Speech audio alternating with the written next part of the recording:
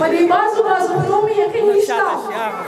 په دې بعضو خبرو مې یقین نشته د یو پاک ستا په وعدو مې یقین نشته که سړی مې خواله راشي د کعبې نه که سړی مې خواله راشي د کعبې نه د یارۍ په دې کیسو مې یقین نشته ډېره زیاته مهرباني د ګران صاحب ناز جسمو مشران دي درمان صاحب دی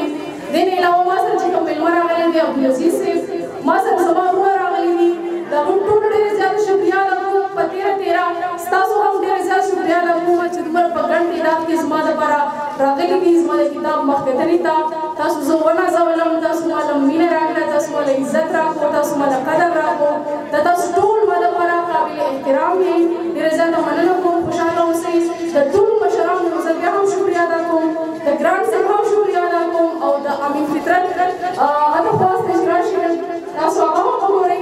هغوی هم ماله ډېر زیات عزت راکړو د ګران صاحب سره د هغوی کوارډینیشن و د هغې په د دې امین فطرت صاحب په مرسته او د ګران صاحب په مرسته زه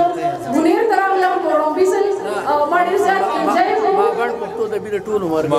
بلکل د مابڼ پښتو ادبي ټولنې ډېر زیات شکریا ادا کوم او امین فطرت ستاسو نه مننه زه غواړم چې یو غزل له سره شریک کړم بیا ټول چې کوم د لرې لرې خلک راغلي دي هغوی به زه به هم ملکانو ته ځم او منیر ته فرسټ ټایم راغلی یم د پروګرام دپاره نو خوشحاله هم شوم او ستاسو شکریا یو ځل بیا هم ادا کوم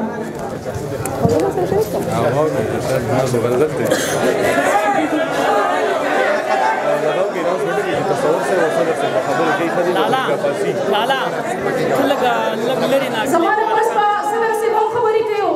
تصور ماڼیوال صاحب هم خبرې کوي او زه ټولو ته خواست کوم چې دلته څوک هم راغلی دی نو هغه ډېر زیات محترم دی زه په ډېرو پروګرامونو کې سټیج په خپله باندې چلوم زه چونکې د ریډیو کمپیر یم نو زه سټیج په خپله باندې چلوم نن مېلمنه یم او بله خبره دا کوم چې تاسو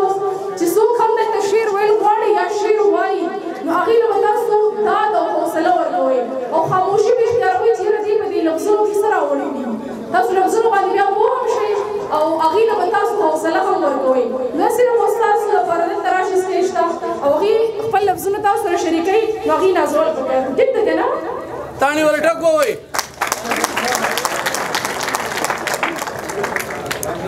غزل دی چې ستا د یو څو ورځو د مینې محبت نه توبه ستا د یو څو ورځو د مینې محبت نه توبه ستا د خبرو ستا د قدر او عزت نه توبه ستا د یو څو ورځو د مینې محبت نه توبه ستا د خبرو ستا د قدر او عزت نه توبه ما پرې یقین کوو ما ویل دغه پښتون دی ښه دی ما پرې یقین کوو ما ویل دغه پښتون دی ښه دی انسان دوکه کړي نور د داسې صداقت نه توبه ما پرې یقین کوو ما ویل دغه پښتون دی ښه دی انسان دوکه کړي نور د داسې صداقت نه توبه ته لا تعلیم کړې او لګیایي سوچ د مخکې کوې ته لا تعلیم کړې او لګیایي سوچ د مخکې کوې ته بس وکړې مړې زه ستا د عظمت نه توبه دغه شعر چې په ماشوم کې چونکې پښتنې جینۍ ته کم نظر کېږي نو دغه شعر ما په خپل ځان باندې لیکلی و چې زیات خلک دا وایي چې مړې ته به څه وکړې خو الحمدلله ما چې په دغې کم عمر کې د څومره خلکو په زړونو کې ځای پیدا کړو ځای دا ډېر کم خلک وي چې په ډېر لږ وخت کې د ډېرو خلکو په زړونو کې ځان له ځای پیدا کړي دغه شعر خصوصي ما په خپل ځان لیکلی و چې ته لا تعلیم کړې او لګیایي سوچ ته مخکې کوو ته لا تعلیم کړې او لګیایي سوچ ته مخکې کوې ته به څه وکړې مړې زه ستا د عظمت نه توبه او زه درکومه مینه ولې مې په کاڼو ولې زه درکومه مینه ولې مې په کاڼو ولې بیا به در نشم نوره ستاسو د مخلت نه توبه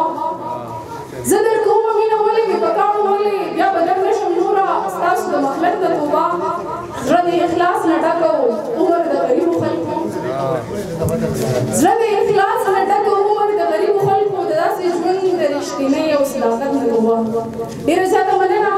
خوشحاله راته اوسئ آباد راته اوسئ ژوندي راته اوسئ او تان راته اوسئ د لقمان صاحب ډېره زیاته مننه کومه چې هغې په دغې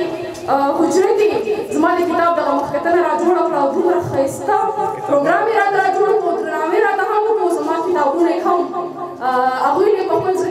ورکړو. ډېره مننه، خوشحاله اوسئ. مننه. دا زما ورور دی ما سره چې ولاړ دی. زیات خلک به دا سوچ لري چې یاره دا څوک دی او څنګه زما خواله هسې ډاډه راځي. زیات خلک دغه یو سوچ لري. دا زما ورور دی. صحیح ده که نه؟ ډېره زیاته مهرباني، خوشحاله اوسئ.